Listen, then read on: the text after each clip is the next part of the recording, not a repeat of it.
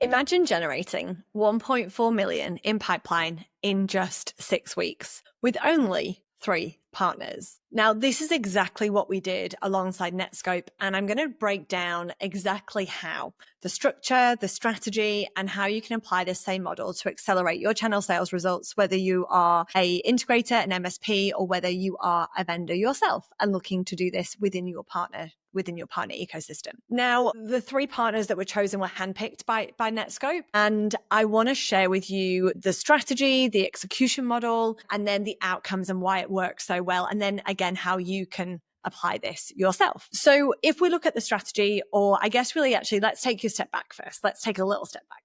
So strategy is there in terms of how and why and what we did to start off. But the relationship, or I guess really the problem, or for them, it wasn't so much a problem. It was more so of a desire to give back to their partners. They've got a great partner ecosystem. I've actually been part of a reseller that sold Netskope. That's how I know about Netskope. And there's some key vendors and technologies that have a really special place, I would say, in my heart, because I was part of their journey when they first came to Australia. I was part of their journey when they first came to Perth, and I've been really fortunate to work with some absolute legends. And the beauty of that was that when they were, like now they're growing up those ranks and they're moving into different technologies, but the relationship is still there, and that's the network that that I've built and continue to build. And so for them, they wanted to give something back, but they also wanted to look at how their top performers, or how some of their key partners that are not necessarily a tier 1, but they were a tier 2 at that time. So they were showing that they have the capability and ability and drive. They weren't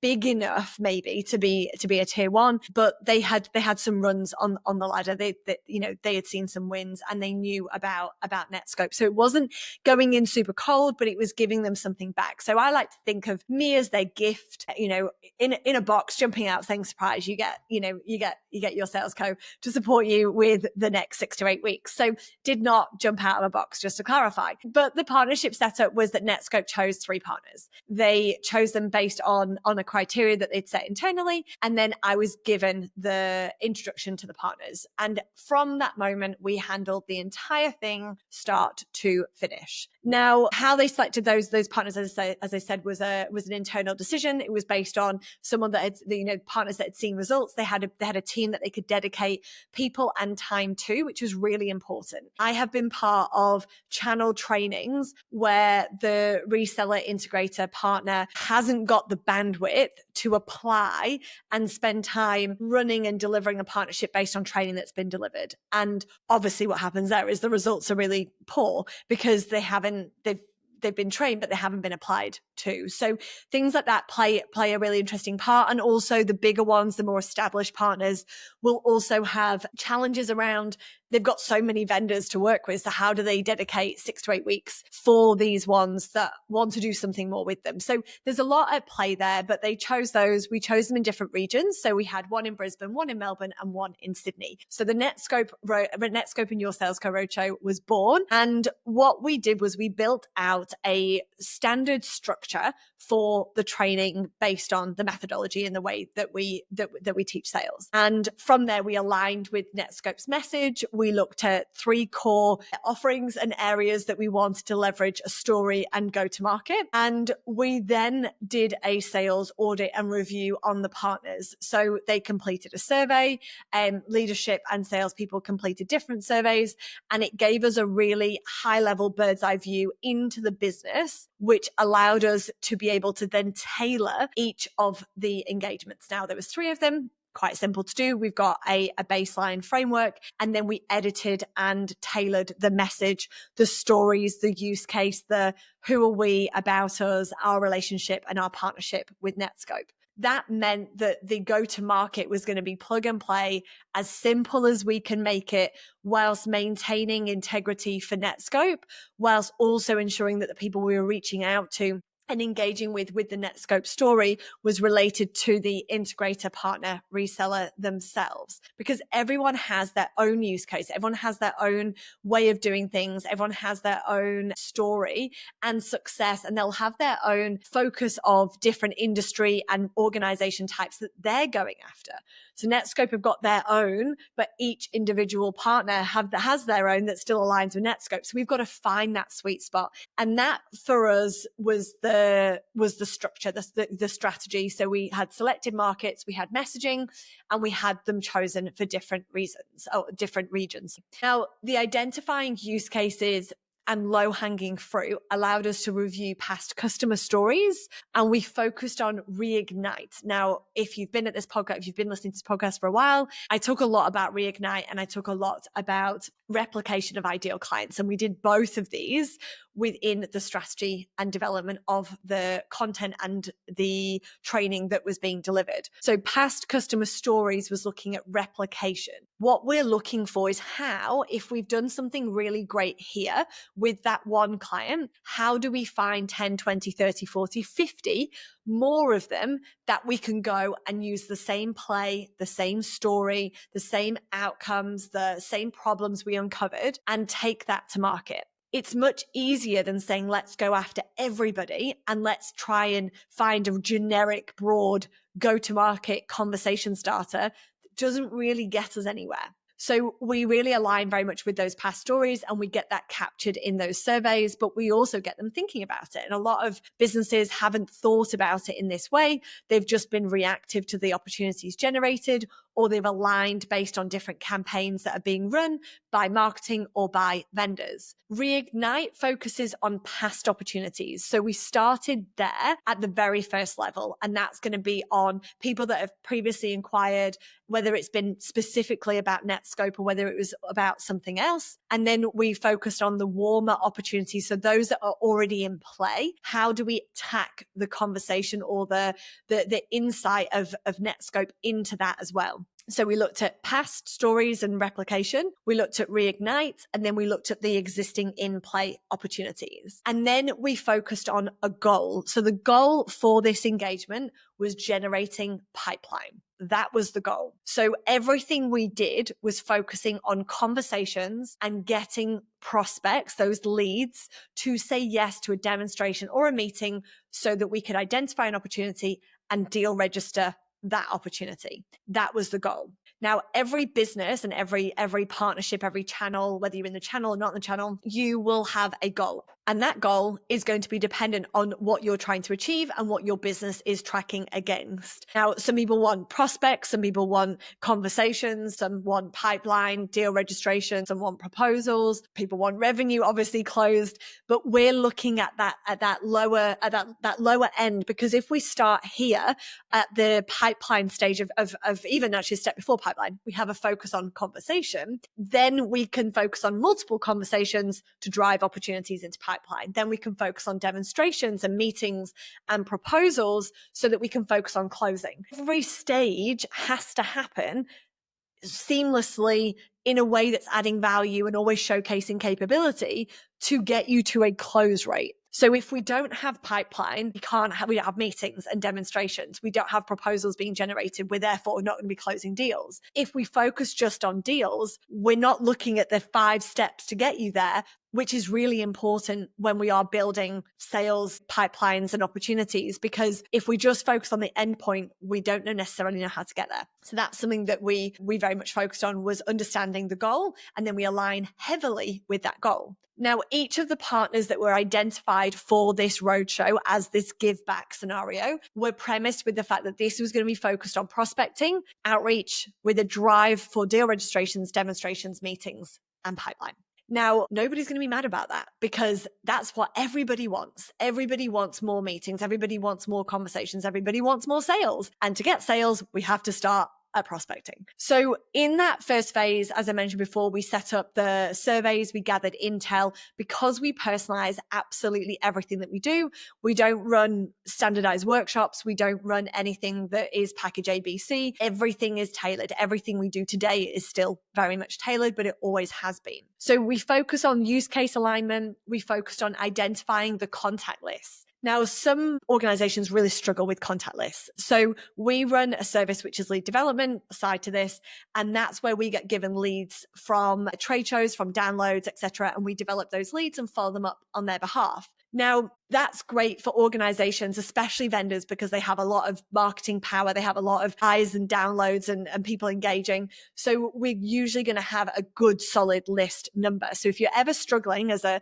reseller, integrator, partner, go and ask your distributors, go and ask your vendors for a list of white space. White space is accounts that are targeted to that salesperson within the vendor, and they will then be required to follow up and engage with them. Now, if you take that off their plate, they will give that list to you. Now, a few little kind of anecdotes here around lists is that so many lists are floating around the market. Like, I've seen a lot of them. I wouldn't say most of them, but I've definitely seen a good 50. And within those lists, they go to every partner. They go everywhere. They're not secrets. They're just lists of company names. They've probably got them off Google or Lucia or LinkedIn or something like that. And they sit there in this grading of A, B, C, D. Now, I don't want 1,000 people on that list. The business might, but I don't want that. I want 100. I want 20. I want something that I can actually execute on and go to market with. So what we did was we identified a list of white space accounts specific to the region with the partner that we were partnered in for that region. So if they're in Sydney, we spoke to the Netskope rep for Sydney and we got the white space account so that we could also position that into the reseller integrator. Now, the organizations, the partners that were chosen already had contact lists, and we've obviously doing reignite, we're doing replication, and then we've got the white space account. So we've got our training set up, we've got our use cases, our stories, our messaging, our reignite planned out, we've got our replicate planned out, and now we've got our contact list. Now, phase 2 was bringing this to life. So this was putting everything that we've created into in-person sessions. So that saw me hopping on a plane and going across to each individual state and spending half a day delivering this content and getting the team to implement on the day as well.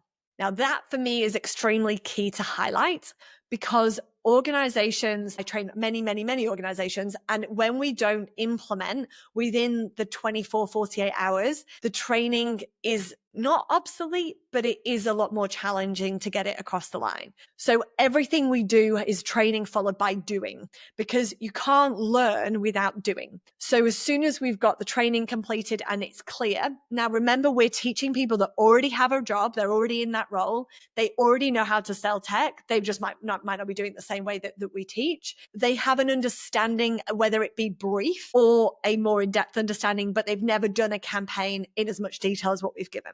So we're giving them new ways, new things to think about, new approaches, and then we're giving them a different viewpoint, go to market. And then we're supporting them. So we ran the content delivery, so the training, and that's usually an hour to 2 hours, and it's very interactive. And again, we're using information that they shared within their survey. After that, we will tweak and update based on emails, calls, LinkedIn posts, messages, text messages, however we want to communicate.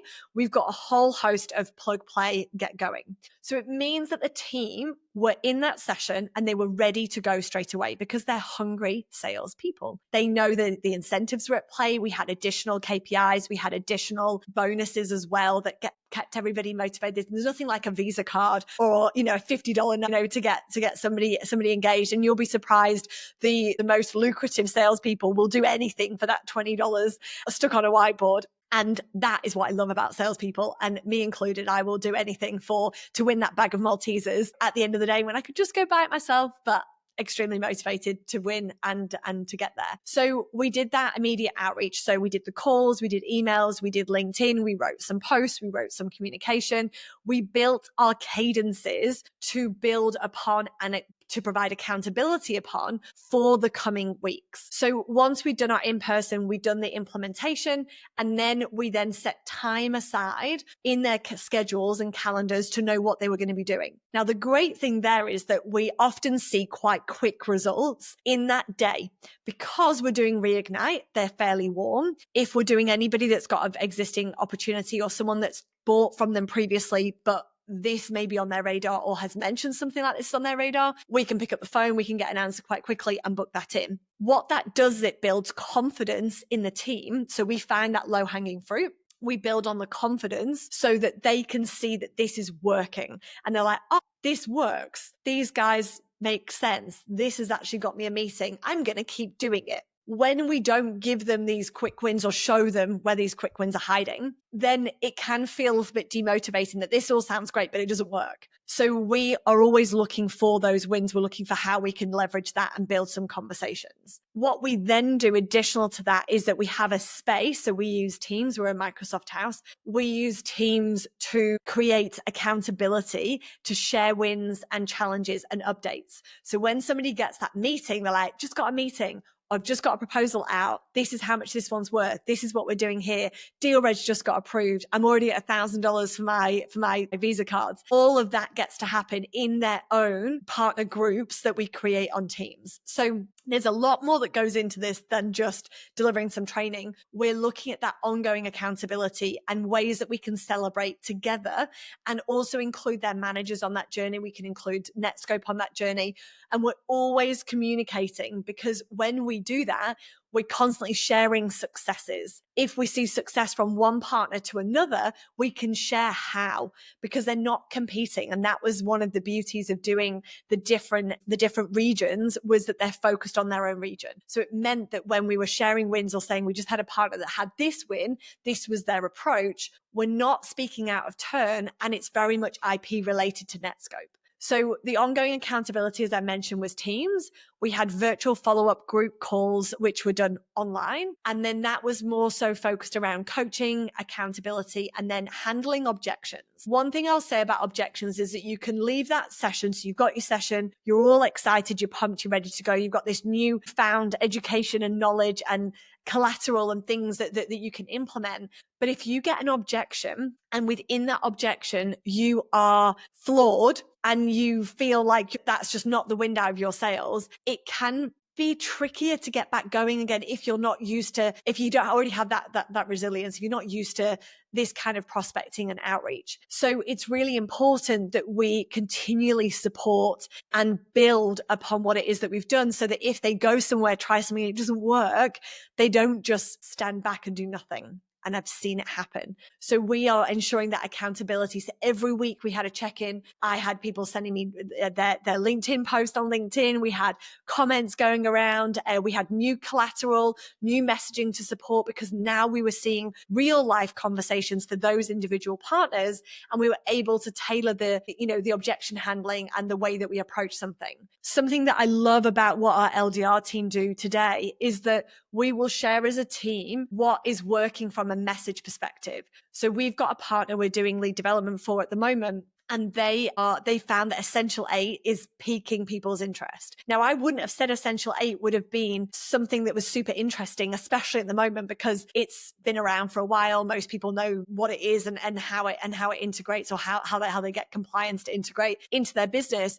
But knowing that that's something that got someone a couple of meetings, let's weave that in and let's try it again. And so by running sessions like that, obviously I can do that live because we have the team, we have the ability to track that, but a lot of organizations don't. And a lot of salespeople, they're on their own journey. Like, yes, there's a team. Yes, we need pre-sales. Yes, we need, our vendors. Yes, we need systems and guides and tools and people around us, but we are on our own mission. We're the only one making those prospecting calls. No one else is going to do it for us. So we are solo until we're not. But it means then that if we aren't sharing, or if we don't know that sharing is good, then we're never going to learn, and we're all on the same team. Although I'm trying to win, I'm trying to be the best, and I'm not going to sacrifice sharing something with somebody else. So having the ability to do that was really important, and really saw value in the success of that prospecting efforts. Now, the tracking that we did during this was we tracked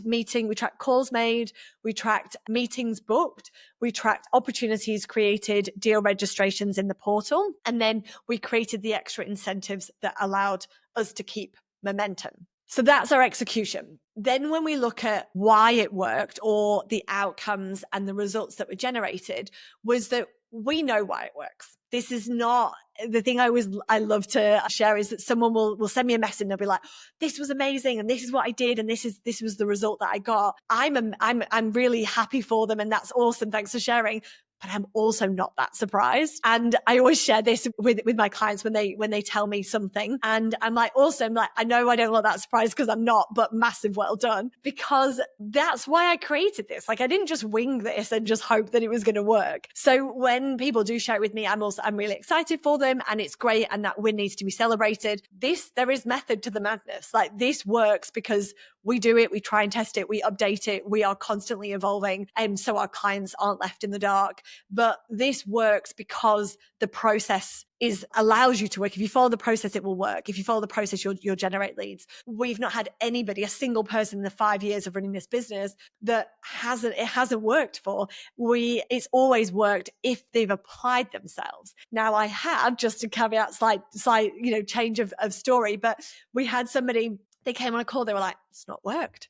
I was like, what do you mean it's not worked? And they were like, yeah, no, I've not got a single meeting. And I was like, what do you mean you've not got a single meeting? Talk me through the process. All they'd done was send emails. No phone calls, no LinkedIn, no follow-up, just one email. Nobody replied. Now, emails are the lowest form of conversion because we are all inundated with emails. Our inboxes are packed full. We've subscribed to stuff that we did 5 years ago and it sits now in our junk. And it doesn't work. So we have to pick up the phone. We have to use different channels and different methods and not just lay back on the one thing that we've always done and tick a box to say I outreached. You absolutely didn't. You sent an email. So be mindful of what you put out is what you get back. So when we talk about outcomes and why it works, was that the $1.4 million in pipeline that was generated for Netskope on behalf of, or, as within their partners, was done because they applied themselves. It was done because they had dedicated time and resources applied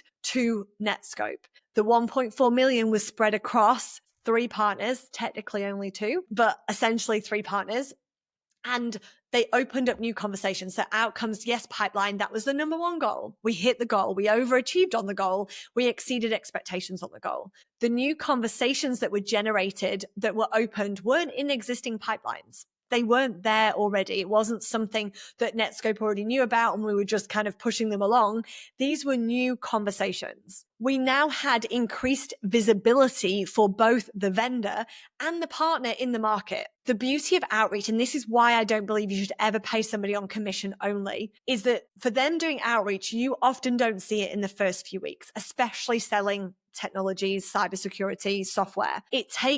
The lead time is usually 3 to 6 months anyway. Then you've got to build the relationship to get them in that cycle so we can build them through and give them the demos and work towards that deadline for them or for us. And to do that, we have to start by having a conversation. So what you'll often find is that when your team start doing prospecting and outbounding and it's specific and targeted, to other people, it will feel like you're everywhere.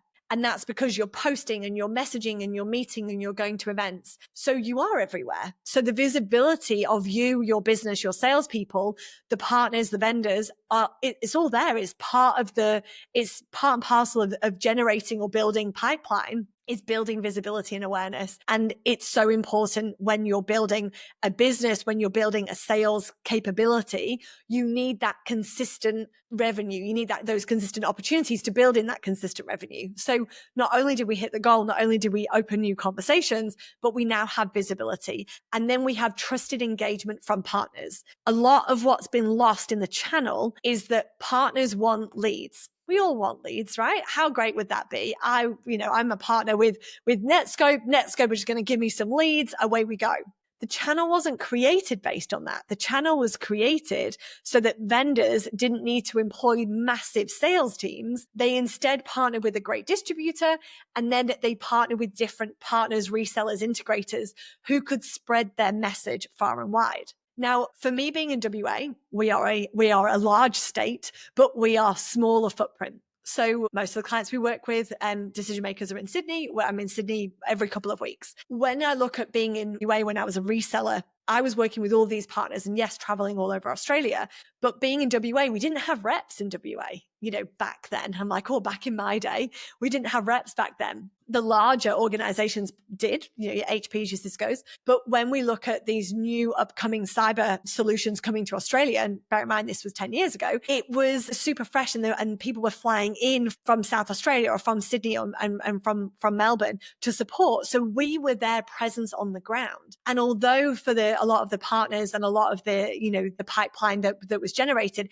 it's done for partners with reps locally, for prospects, clients locally. A lot of why the channel was created and still to this day is expected is that you, yes, will get leads from vendors if they're available, but your job is to go out and get them because you're now selling a product that's not yours. You've not had to create, you make money off it, quite a decent amount of revenue and profit off that as well, if you're doing it correctly. And so being able to be that trusted engagement and bring leads to a vendor puts you in a very different position. And that's what I put a lot of emphasis on how I built the network and how I built a name for myself in the industry came from building those networks, but bringing leads. Yes, I would ask for leads. I'm like, do you have leads? Give me these. Can I have those? But I didn't rely on that. That was definitely not the way that I approached the industry. I wanted to be the person that brought them the leads. I wanted to be the one that created the PDF of all the meetings that I generated for them so they couldn't go anywhere else. I was strategic, still am, but I was very strategic back then for how I managed the time of the vendors when they were over,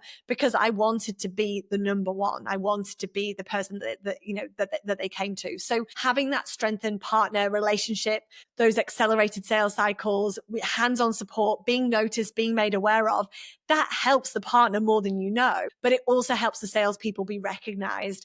And when we individually recognize the salespeople that have supported and brought the impact just grows because now they feel like they've been seen. They feel like they're part of something and they know that they're now being rewarded for the work that they have done themselves. There's nothing more frustrating than being seen or seeing the owner of the company or seeing your manager getting recognized for the hard work that you've done. This partner engagement ensured that we saw everybody at every level. And yes, the partner won overall because the revenue is there and that's what they want to see for a business. The Netskope were able to align and see some of the other players in those businesses and recognize them as well. And so how do we apply this model? How can we apply this in a day-to-day? Whether you're a vendor, whether you are a partner, we need to start with use cases, messaging, how we've done stuff before, because if we've done it before, we can do it again.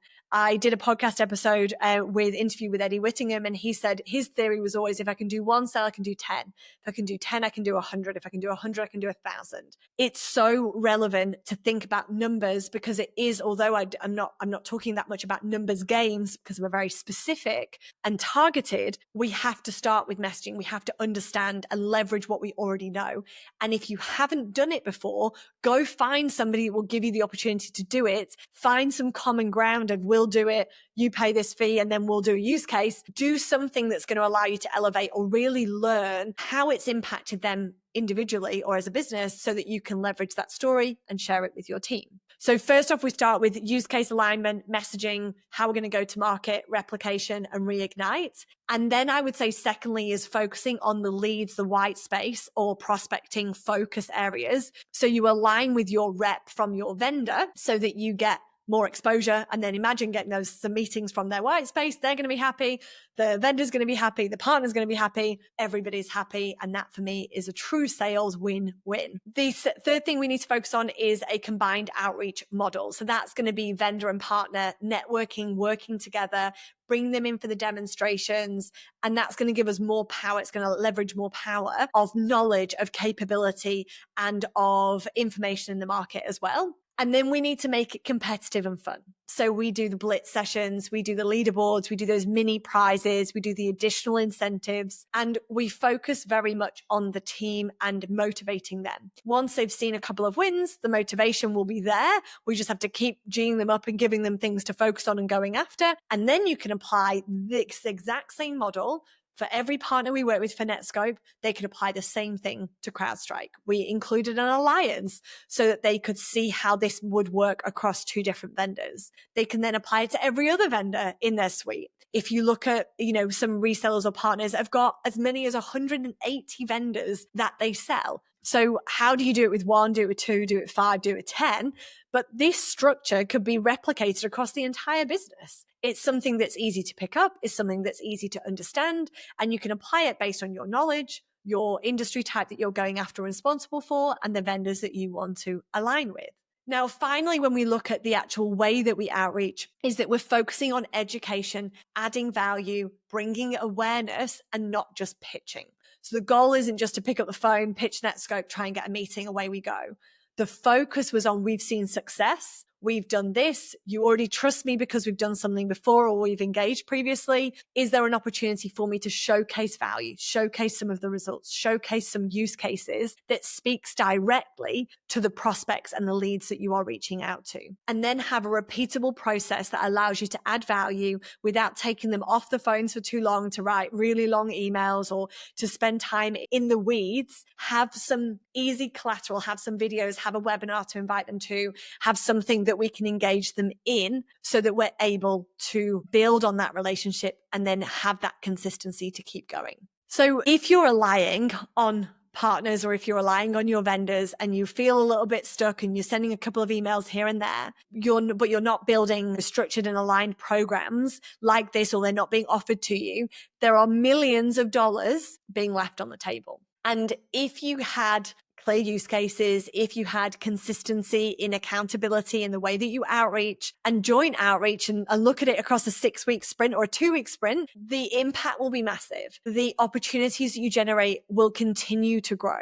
Now, one of the things that I teach in a lot of the trainings that we deliver is around how I built a $10 million annual revenue through outreach, prospecting, and leveraging my partners. So in my final year of being a reseller, $10 million I was doing every year for reselling technologies. So some of my deals, so to give you an example, I sold Netskope in at a client in WA and it was 1.3 million. If I look at some of the smaller deals, I was selling a laptop at $1,000. So all of my deal sizes are different. I definitely focused on the larger end because it's easier to sell larger deals than it is to sell lots of small ones, in my opinion. But I still needed the quick wins. I still needed the one laptop to get me in the door so I could sell 10, so I could sell 100, so I could sell 500 to a school. So bear in mind what you need to do to get there, but the consistency and accountability happen. In the videos that I share around building that $10 million, it's focused on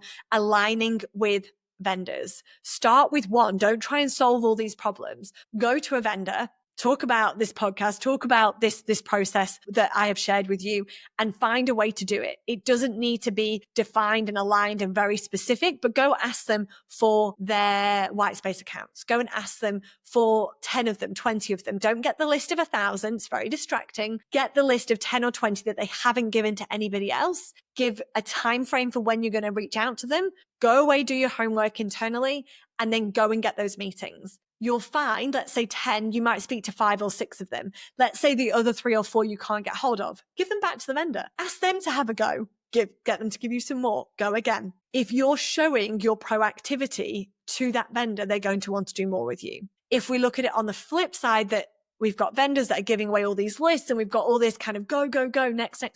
It's quite hard to manage each individual partner for their pipeline and their accountability and each of their salespeople. Focus on a couple of key areas. Give them 10 to 20 prospects to focus on. You do the same. Go out and offer to run a blitz session. Go out and offer to run a session where it's focused on their clients. Run a webinar. Do something that's specific for them. Get accountability from both sides. Use a tracker. Use a spreadsheet if you need to. Anything that's going to get the ability to see and track and check progress is going to have an impact for both them and you. $0.4 million roadshow was an incredible achievement based on the specific messaging use cases and the incredible technology that Netskope delivers to the market. We had a very, very well engaged 3 partners, which definitely helped. And the ability to tap into that and have time dedicated and to manage accountability, to be given the trust to do that, was massive. And it had a massive impact on the results that have been generated. And so I hope this is giving you some insight in terms of how we did it, what we did, and the outcomes that we generated. If you're looking to do something like this, whether you're a partner or a vendor, please reach out. You can reach out to me. I'll pop my email address or contact details in the show notes, and you can find out more about how we're doing this, plus our lead development or sales development as a service to support in follow-up and developing those leads that are often left behind, because we know there is so much gold in your CRM, in your inbox that's not yet being utilized, and we would love to support and help you. Thank you for listening and have a wonderful, successful week of selling.